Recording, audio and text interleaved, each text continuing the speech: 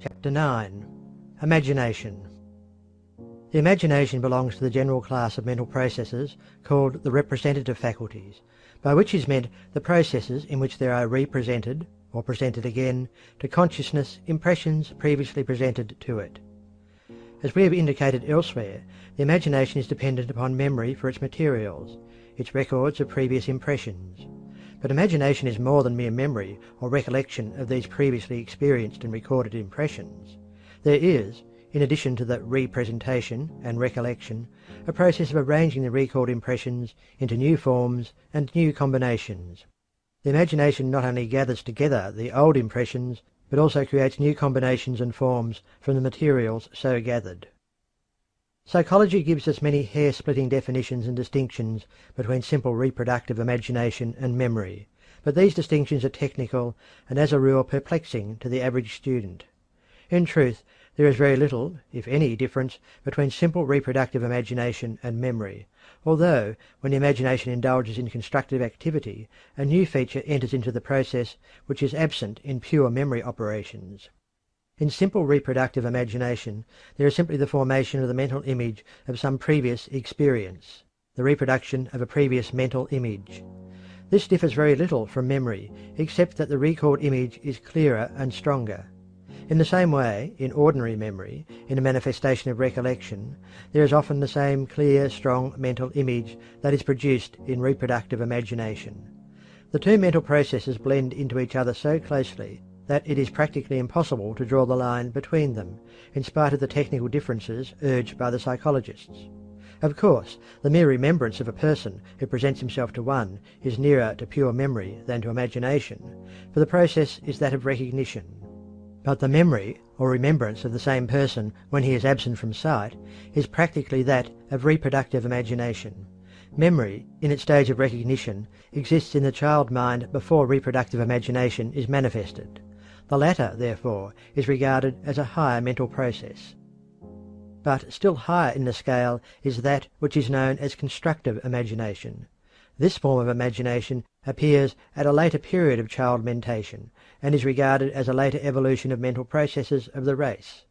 Gordy makes the following distinction between the two phases of imagination. The difference between reproductive imagination and constructive imagination is that the images resulting from reproductive imagination are copies of past experience, while those resulting from constructive imagination are not. To learn whether any particular image, or combination of images, is a product of reproductive or constructive imagination, all we have to do is to learn whether or not it is a copy of a past experience. Our memories, of course, are defective, and we may be uncertain on that account. But, apart from that, we need be in no doubt whatever. Many persons, hearing for the first time the statement of psychologists that the imaginative faculties can represent and reproduce, or recombine, only the images which have previously been impressed upon the mind, are apt to object that they can, and frequently do, image things which they have not previously experienced. But can they, and do they? Is it not true that what they believe to be original creations of the imagination are merely new combinations of original impressions? For instance, no one ever saw a unicorn, yet someone originally imagined its form. But a little thought will show that the image of the unicorn is merely that of an animal having the head, neck, and body of a horse, with the beard of a goat, the legs of a buck, the tail of a lion, and a long tapering horn, spirally twisted, in the middle of the forehead. Each of the several parts of the unicorn exists in some living animal, although the unicorn, composed of all these parts, is non-existent outside of fable. In the same way, the centaur is composed of the body, legs, and tail of the horse, and the trunk, head, and arms of a man. The satyr has the head, body, and arms of a man, with the horns, legs, and hooves of a goat. The mermaid has the head, arms, and trunk of a woman, joined at the waist to the body and tail of a fish. The mythological devil has the head, body, and arms of a man, with the horns, legs, and cloven foot of the lower animal, and a peculiar tail composed of that of some animal, but tipped with a spearhead. Each of these characteristics is composed of familiar images of experience. The imagination may occupy itself for a lifetime turning out impossible animals of this kind, but every part thereof will be found to correspond to something existent in nature and experienced by the mind of the person creating the strange beast. In the same way, the imagination may picture a familiar person or thing acting in an unaccustomed manner, the latter having no basis in fact, so far as the individual person or thing is concerned, but being warranted by some experience concerning other persons or things. For instance, one may easily form the image of a dog swimming under water like a fish, or climbing a tree like a cat. Likewise, one may form a mental image of a learned, bewigged High Chancellor, or a venerable Archbishop of Canterbury, dressed like a clown, standing on his head, balancing a coloured football on his feet, sticking his tongue in his cheek, and winking at the audience. In the same way, one may imagine a railroad running across a barren desert, or a steep mountain, upon which there is not as yet a rail laid. The bridge across a river may be imaged in the same way. In fact, this is the way that everything is mentally created, constructed, or invented, the old materials being combined in a new way and arranged in a new fashion. Some psychologists go so far to say that no mental image of memory is an exact reproduction of the original impression, that there are always changes due to the unconscious operation of the constructive imagination. The constructive imagination is able to tear things to pieces in search for material, as well as to join things together in its work of building. The importance of the imagination in all the processes of intellectual thought is great. Without imagination, man could not reason or manifest any intellectual process. It is impossible to consider the subject of thought without first regarding the processes of imagination. And yet, it is common to hear persons speak of the imagination as if it were a faculty of mere fancy, useless and without place in the practical world of thought. Developing the imagination. The imagination is capable of development and training. The general rules for development of the imagination are practically those which we have stated in connection with the development of the memory. There is the same necessity for plenty of material, for the formation of clear and deep impressions and clear-cut mental images, the same necessity for repeated impression and the frequent use and employment of the faculty. The practice of visualization, of course, strengthens the power of the imagination as it does that of the memory, the two powers being intimately related. The imagination may be strengthened and trained by deliberately recalling previous impressions and then combining them into new relations. The materials of memory may be torn apart and then recombined and regrouped. In the same way, one may enter into the feelings and thoughts of other persons by imagining oneself in their place and endeavouring to act out, in imagination, the life of such persons. In this way, one may build up a much fuller and broader conception of human nature and human motives. In this place, also, we should caution the student against the common waste of the powers of the imagination and the dissipation of its powers in idle fancies and daydreams. Many persons misuse their imagination in this way, and not only weaken its power for effective work, but also waste their time and energy. Daydreamers are notoriously unfit for the real practical work of life. Imagination and ideals.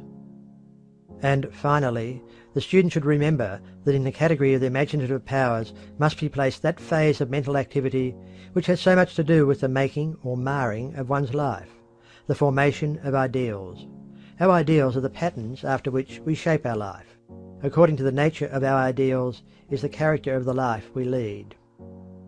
Our ideals are the supports of that which we call character.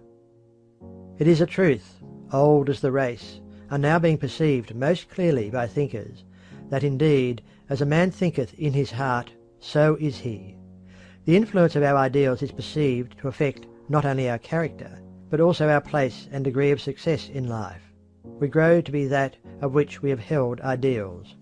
If we create an ideal, either of general qualities, or else these qualities as manifested by some person living or dead, and keep that ideal ever before us, we cannot help developing traits and qualities corresponding to those of our ideal. Careful thought will show that character depends greatly upon the nature of our ideals. Therefore we see the effect of the imagination in character building. Moreover, our imagination has an important bearing on our actions. Many a man has committed an imprudent or immoral act which he would not have done had he been possessed of an imagination which showed him the probable results of the action. In the same way, many men have been inspired to great deeds and achievements by reason of their imagination picturing to them the possible results of certain action. The big things in all walks of life have been performed by men who had sufficient imagination to picture the possibilities of certain courses or plans. The railroads, bridges, telegraph lines, cable lines, and other works of man are the results of the imagination of some men. The good fairy godmother always provides a vivid and lively imagination among the gifts she bestows upon her beloved godchildren. Well did the old philosopher pray to the gods, "And, withal, give unto me a clear and active imagination." The dramatic values of life depend upon the quality of the imagination. Life without imagination is mechanical and dreary. Imagination may increase the susceptibility to pain, but it pays for this by increasing the capacity for joy and happiness. The pig has but little imagination, little pain, and little joy. But who envies the pig? The man with a clear and active imagination is in a measure a creator of his world, or at least a re-creator. He takes an active part in the creative activities of the universe, instead of being a mere pawn pushed here and there in the game of life. Again, the divine gift of sympathy and understanding depends materially upon the possession of a good imagination. One can never understand the pain or problems of another unless he first can imagine himself in the place of the other. Imagination is at the very heart of sympathy. One may be possessed of great capacity for feeling, but owing to his lack of imagination may never have this feeling called into action. The person who would sympathize with others must first learn to understand them and feel their emotions. This he can do only if he has the proper degree of imagination. Those who reach the heart of the people must first be reached by the feelings of the people, and this is possible only to him whose imagination enables him to picture himself in the same condition as others, and thus awaken his latent feelings and sympathies and understanding. Thus it is seen that the imagination touches not only our intellectual life, but also our emotional nature. Imagination is the very life of the soul. End of chapter 9.